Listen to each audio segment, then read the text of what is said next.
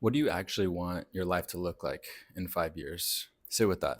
It's not what you think you should want. It's not what looks good on paper.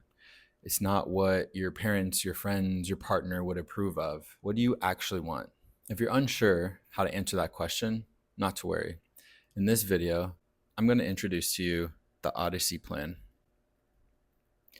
The Odyssey Plan apparently comes from Stanford Business School, and it's a way for you to figure out what you want in your life. I'm going to explain the plan clearly, teach you how to do it, and then I'll actually share what I came up with when I did it for myself. Because when I did it, something clicked that I wasn't expecting.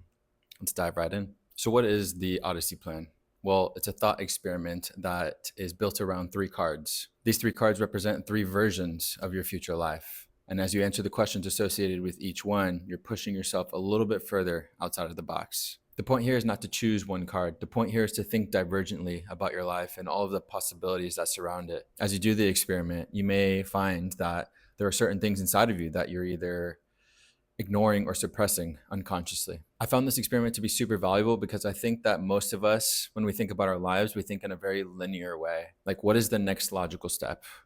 Now what? But the value in this experiment that I found was that it's simply asking the question, what else could my life be? So allow me to walk you through the 3 cards. So card 1 represents your current path. And the question associated with this card is simple. If you continue down the path that you're currently on, what would your life look like in the next 5 years? So as you're thinking about this card, think, where is the road that you're on currently taking you? So when I sat here and I answered the question for myself, this is what came up. I'm a teacher at an international school here in Salvador, Brazil. I live on the ocean. I surf every day. I feel like I have the space to breathe, and I'm constantly by nature. I have a relationship with the ocean, but I can see a ceiling if I'm looking at the next 5 years.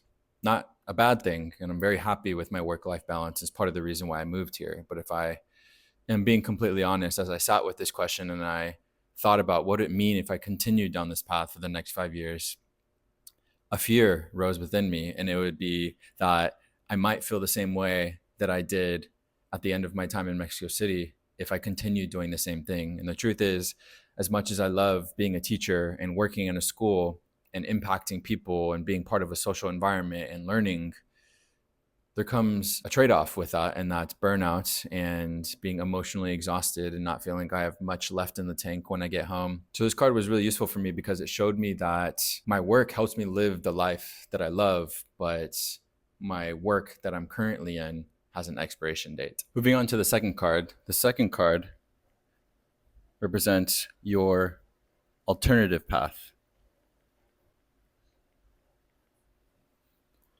If you were to take an alternative path, what would your life look like in 5 years? So one way to think about this one is, what is that thing that you keep coming back to?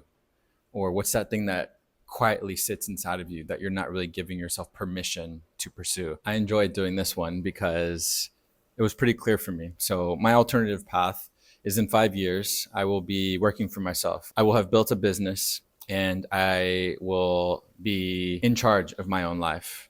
This card represents liberation and freedom for me. So part of the reason that I will have made a leap is because I want the freedom to be able to pick up and go whenever and wherever I want. I want to spend more time with family and friends. And I also want to have my own family so that I can be present for them. So my business that I'm going to be starting is going to be the vehicle that allows me to live that way.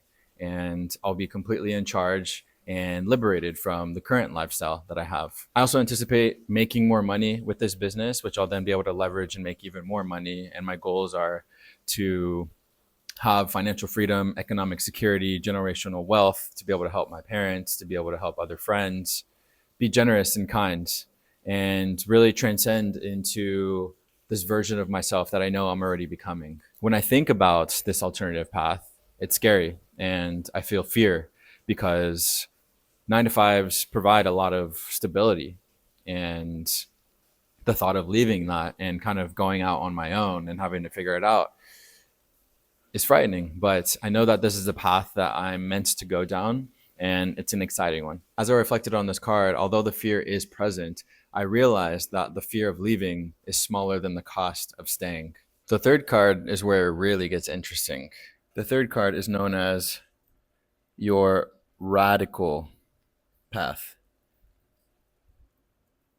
And the question associated with it is, if you were to take an alternative path, but money wasn't an issue and what others thought of you wasn't an issue, what would your life look like in 5 years? Now, this card is probably going to be the most hardest because this one kind of forces you to admit what you really want. If there's no constraints getting in your way, what is it that you actually would be doing? My radical path actually had two different versions. I couldn't just choose one.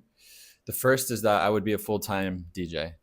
I love electronic music, and I always have. And I love the idea of traveling because I get to see new places and connect with new people, and I would be able to do so through music. The second would be kind of like this full-time marine advocate, not a marine biologist because I didn't study marine biology, but a person that is spending a lot of their time in the ocean, diving, educating people about the importance of the ocean and the creatures inside it, and trying to inspire people to spend more time inside of the ocean. That's something that's always called me and something that I've always enjoyed doing as a diver. Now, both of these have similarities in that they require a lot of time and energy and being away. And it came into conflict for me because I do have these dreams and goals of being present for my future family and for having more of a base and being able to spend quality time with people that I love. But I realized as I was reflecting on this that my alternative path is what's going to unlock the possibility of my radical path. So let me explain that one a little bit more. I'm going down the alternative path and I will achieve all of the things that I explained with this vision of how my life will be in 5 years. In thinking about my radical path, I realized that it doesn't have to be full-time. And instead of choosing the radical, I can choose what's responsible. I understand that as a DJ, as much as I love that, the lifestyle wouldn't be incongruent with who I am as a person. I love my routines. I love my habits. I put a lot of value on getting 8 hours of sleep and maintaining my health. And I just know that the lifestyle of a DJ kind of attacks all of that and makes it really difficult to be healthy. And I know in turn, if I'm suffering in those ways, I won't be able to show up for myself or other people. That's just not something that I'm willing to sacrifice. But that doesn't mean that I still can't do it every once in a while and still connect with people and still play events here and there. And same thing with diving. I can still take these dive trips or even surf trips because I can. It's the freedom that I'm seeking out with this alternative path that will afford me the opportunity to do these other things that I love. That's the vision that I'm having. And that was a really nice thought that I had, because it reaffirmed that this alternative path is the way for me to go. And I don't have to choose it over the radical path, but it'll allow me to have the freedom to do those things that I love. So that's the Odyssey plan. The point here is not to just choose one. The point here is to sit here and reflect and see what comes up. It provides you data and information about your life, and you might be surprised about what comes up. Card 1, the current path, shows you where you're headed, not necessarily where you want to go. Card 2 shows you what you're capable of wanting beyond the safe and the sensible. And card 3 shows you what's alive inside of you, what sometimes gets suppressed or ignored because